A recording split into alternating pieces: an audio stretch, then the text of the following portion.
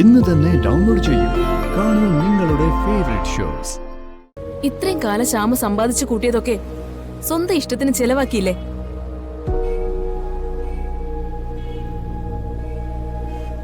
നീ നിന്റെ സ്വന്തം ഇഷ്ടത്തിന് കിടന്നുറങ്ങുമ്പോ മകളെ ഓർത്ത് വിഷമിച്ച് ഒരു മൂലക്കിരുന്ന് കരയായിരുന്നില്ലേ ഈ പാവം?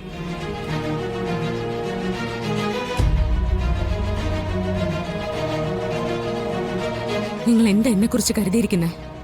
പാട്ടുപാടാൻ മാത്രം അറിയാവുന്നൊരു വിഡ്ഢിയായ പെണ്ണ് മാത്രമാണ് ഞാനെന്നോ?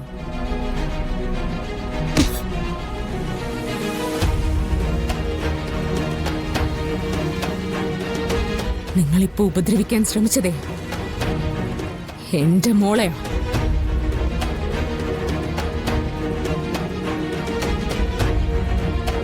അവൾക്കൊരു പോറലെങ്കിലും ഏറ്റാ. എന്നെ ചതിച്ച് നീ വാരി കൂട്ടിയതില് ഒരു തരി പോലും അനുഭവിക്കാൻ ഞാൻ നിന്നെ വിടില്ല.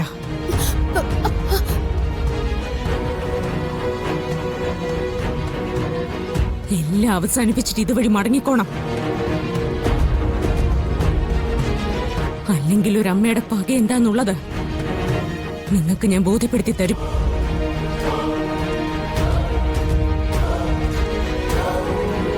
മനസ്സിലായോടി?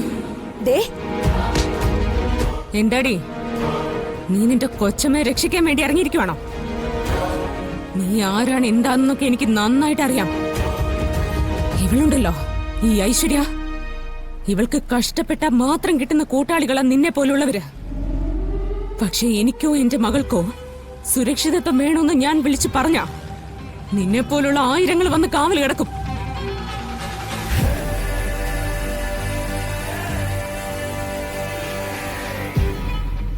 നീ കൊന്നതിന്റെ കണക്ക് എന്റെ കയ്യിലുണ്ട്.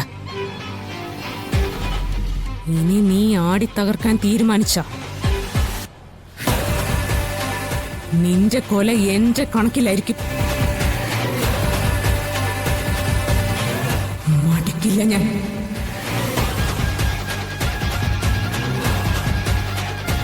എടുത്തി പോവാം.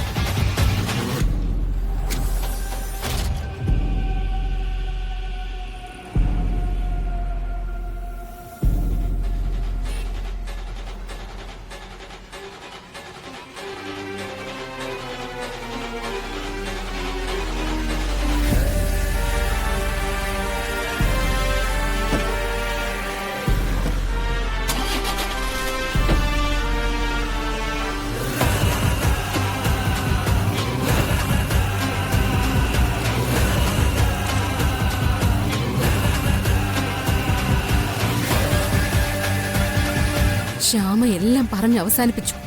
അവളുടെ വാക്ക് കേട്ട് ഞാൻ എല്ലാം നിർത്തണം. അവൾക്കും മകൾക്കും എല്ലാം വിട്ടുകൊടുക്കണം. പിന്നെ ഈ ഐശ്വര്യയുടെ ആവശ്യം എന്താ?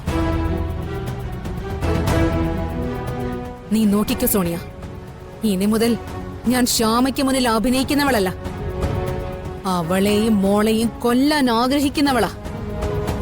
അവൾ അവളുടെ മകളെ സ്നേഹിക്കാൻ ഞാൻ സമ്മതിക്കില്ല. അതിന് ഞാൻ അവളെ വിട്ടുകൊടുക്കില്ല. അഖിലിന്റെ മൃതശരീരം കണ്ട് പൊട്ടിക്കരഞ്ഞതുപോലെ രാധികയുടെ ശവത്തിന് മുമ്പിൽ അവള് നിന്ന് കരയുന്നത് എനിക്ക് കാണണം.